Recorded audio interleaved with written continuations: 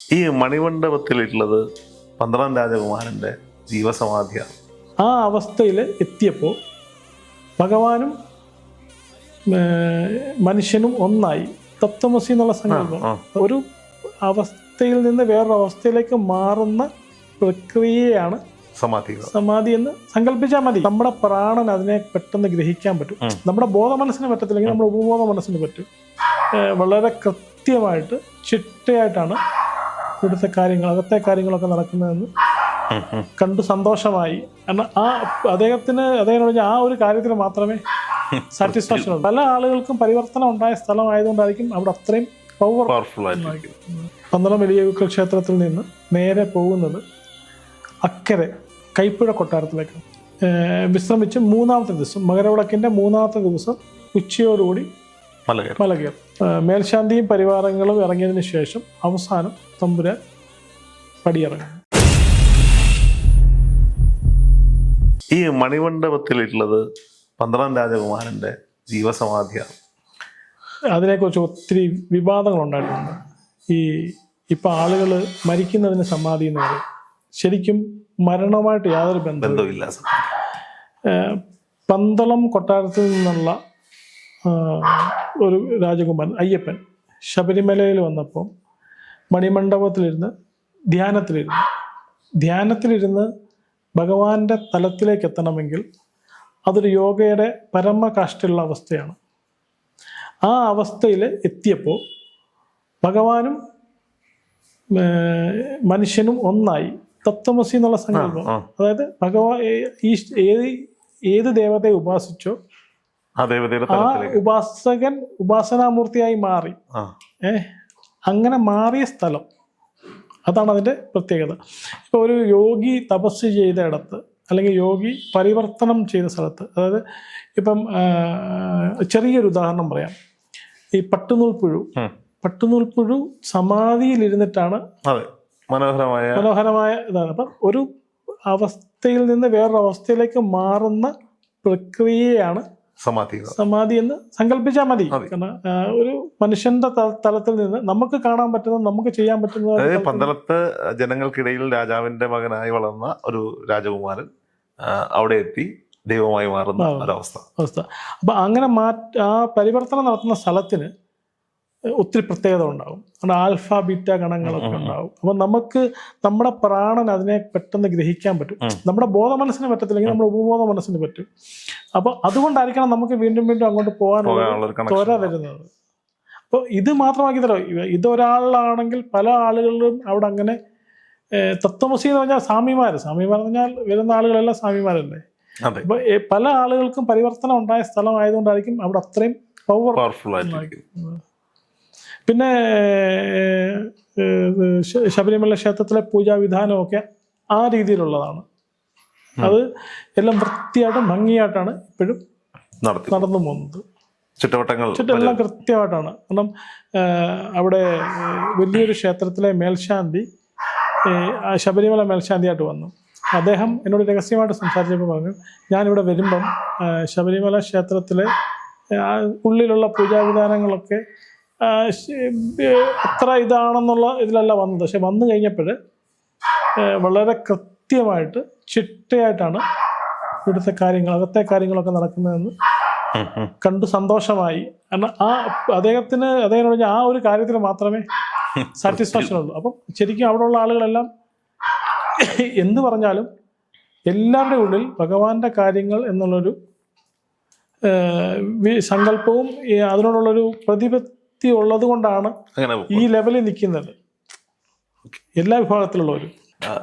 നമ്മള് പല കാര്യങ്ങളാണ് ശബരിമലയായി പറഞ്ഞുകൊണ്ടിരിക്കുന്നത്. അപ്പൊ ഈ പന്തളം രാജപ്രതിനിധിയെ രാജകുടുംബം ശബരിമലയിലേക്ക് നിയോഗിച്ചു വിടും.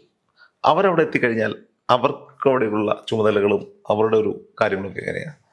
നമ്മൾ പറഞ്ഞില്ലേ, ഞങ്ങൾക്കൊക്കെ അറിയുന്നത് പമ്പയിൽ ഒരു രാജപ്രതിനിധിയുടെ ഒരു ഓഫീസ് ഉണ്ടാവും, അവിടെ നമുക്കൊരു പ്രസാദം കിട്ടും എന്ന് മാത്രമാണ്. നമ്മൾ പറഞ്ഞില്ലേ, പന്തളം കൊട്ടാരത്തിലെ തായ് വഴിയിലുള്ള തമ്പുരാട്ടിമാരും ശബരിമലയ്ക്ക് പോകാറില്ല.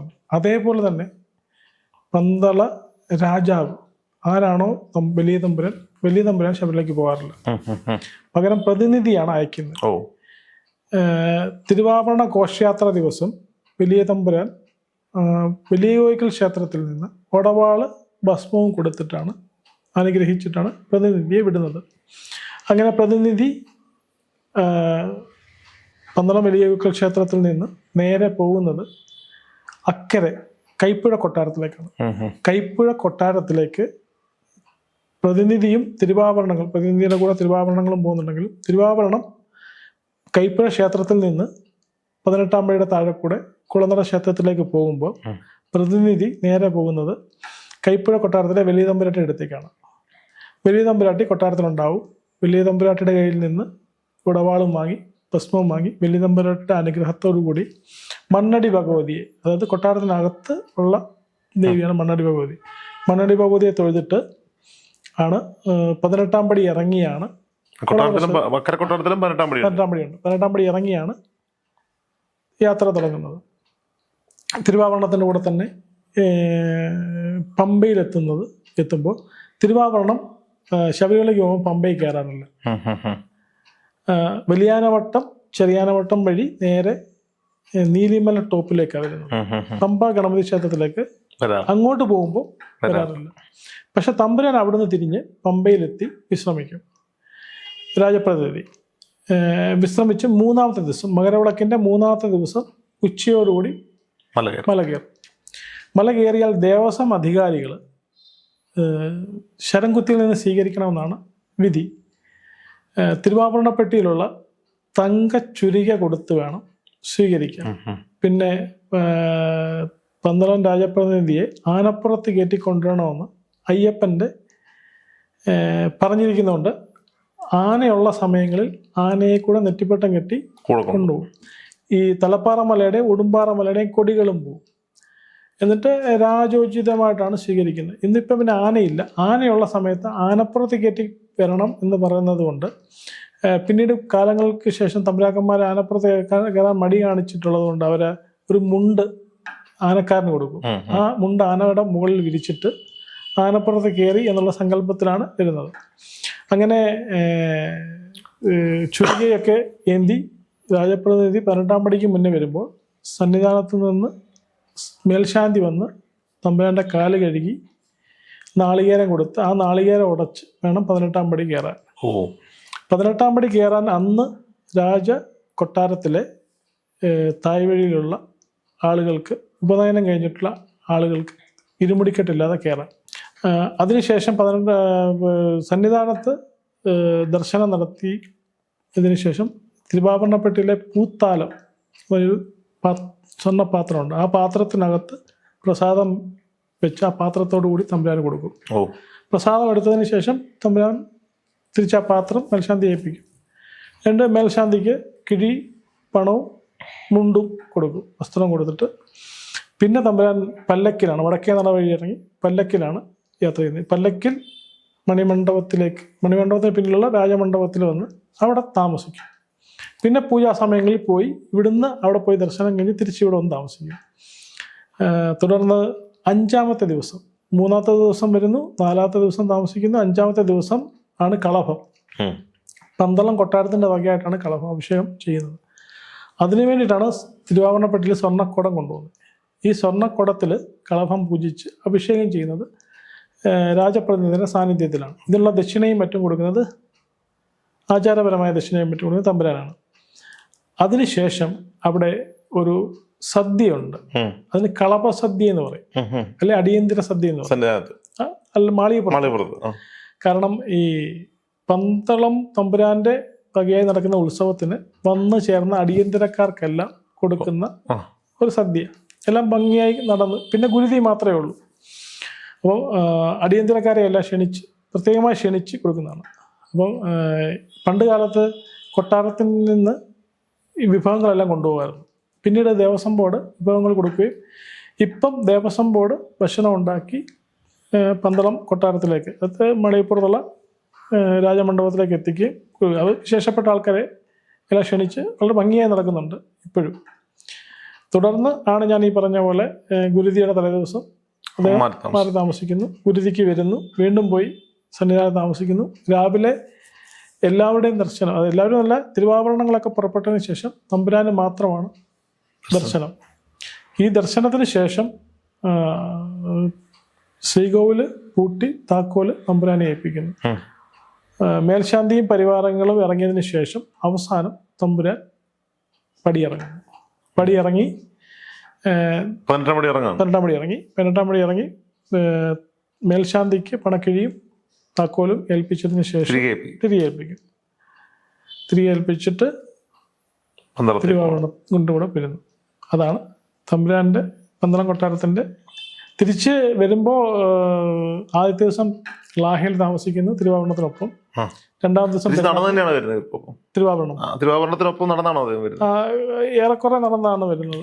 പിന്നെ അടുത്ത ദിവസം ആറന്മുളയിലും, അതിനടുത്ത ദിവസം രാവിലെ ആണ് പന്തളത്ത് എത്തുന്നത്. അങ്ങോട്ട് 3 ദിവസം കൊണ്ട് പോകും, ഇങ്ങോട്ട് 4 ദിവസം കൊണ്ട് വരും.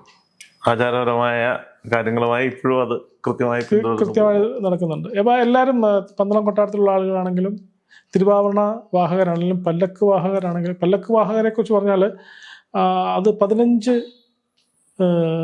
ഓളം അംഗങ്ങളുണ്ട്. ഇവരെല്ലാം സാധാരണക്കാരിൽ സാധാരണ ആളുകളാണ്. അതായത്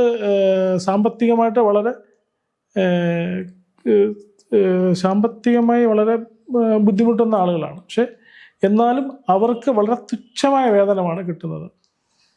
എന്നാൽ പല്ലക്ക് വാഹകരെ ശരിക്കും അഭിനന്ദിക്കേണ്ടതാണ്. കാരണം അവർ ആ തുച്ഛമായ വേതനത്തിന് പോലും അവർ ആത്മാർത്ഥതയായിട്ടാണ് അയ്യപ്പന് വേണ്ടി, അയ്യപ്പൻ്റെ കാര്യങ്ങൾക്ക് വേണ്ടി സന്തോഷമായിട്ടുണ്ട്. അവർക്ക് പ്രതിഫലമല്ല അവരുടെ.